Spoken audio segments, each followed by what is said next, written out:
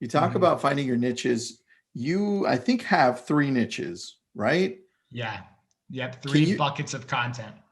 can you talk about that? Because I think that's one of the biggest challenges for people just trying to Yeah, use social. They never feel like they fully fit in. Talk about the totally. niches.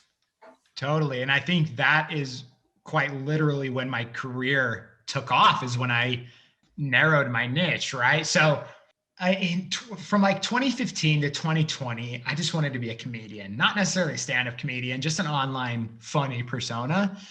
And that niche is just so broad. There are things that make people laugh that don't even come from comedy, right? Like somebody slips and falls. Like there's just too many niches inside of comedy. So I had to kind of narrow it down. It wasn't until TikTok that I really figured out that if you can find your niche, you will grow a following and you will make money from this. It's quite literally that simple because you can hammer it over and over.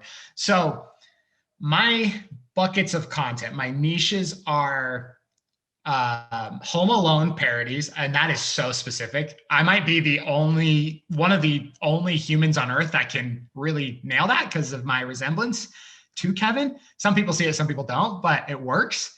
And then my Tesla content, and then just comedy, just whatever I think of. If it's random, if I think it's funny, I make a video of it, right? So because I have these buckets of content, and I know that my Home Alone videos are going to go viral. They go viral 80, 90% of the time. I know that if I need a little spike in engagement, I can make a Kevin video. My Tesla videos, about, excuse me, those are about 50-50. I don't really know which ones are going to go viral, but I know that they draw a lot of eyes and a lot of engagement. So I know I can dip into that bucket if I need more engagement, right? It's just a game you play. And then comedy, that's what I really love doing, but I know that those ones aren't going to be engaged just because it's such a broad audience. So when I post a comedy video, I actually follow it up with a Kevin video, because what happens is as the Kevin video goes viral, all these eyes come to my page and they go, "Oh, what was his last post?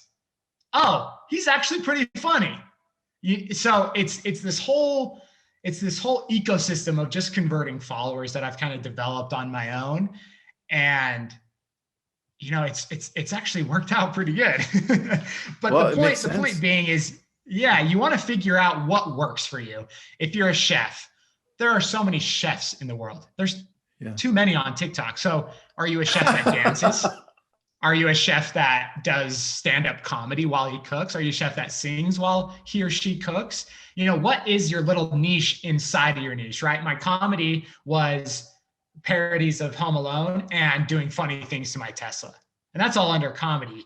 And so that was really when I was able to really get narrow and figure out what worked, and then create your buckets of content, reach in when you need, pull the virality out when you need. And that is when your mind will shift from, I just like creating content, to I know exactly what I need to create every single day.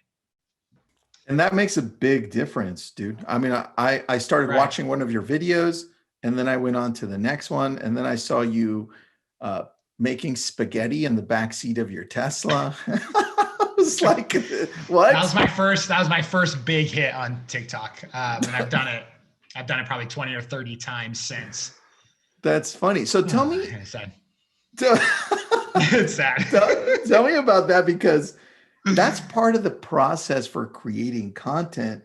And Yeah. I'm assuming you set a lot of time for this, but people don't understand that it takes time to think about this and process it. How do you take time to create your content and think through it? Yeah, that's such a good question. And that is quite literally where every single creator, big or small, gets hung up on. How do you put out a video a day? How do you put out 3 videos a day? Right? Are you writing all these down? Are you scripting every one of them? And to me, when I get in that rut of like, what video should I make? I usually don't end up making a video because I'm just circulating nonsense, right? Or second guessing my content. The spaghetti video came about because literally I had leftover spaghetti and I wanted to put something red on my white Tesla seats that I know don't stain.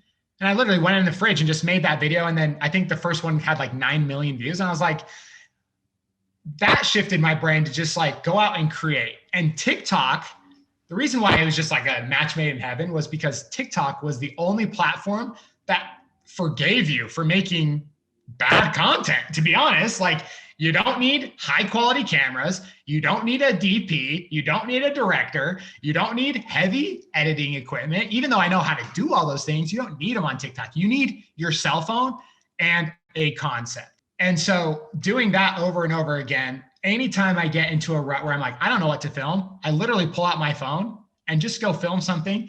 And in that process, I always strike a glimmer of hope. Sometimes it works, sometimes it doesn't, but just getting into the state of creating is more important than the pre-production of creating. It's more important than your scripts. It's more important than even the concept. But as a creative, you're always going through concepts. I mean, I'm kind of a vet in the content creation space now that I can pull them out of me on demand. But if you're not like that, you just got to get in this state and actually pull out your phone or your camera and just film something. And then that probably won't be the idea that gets posted, but it'll lead to the idea that gets posted.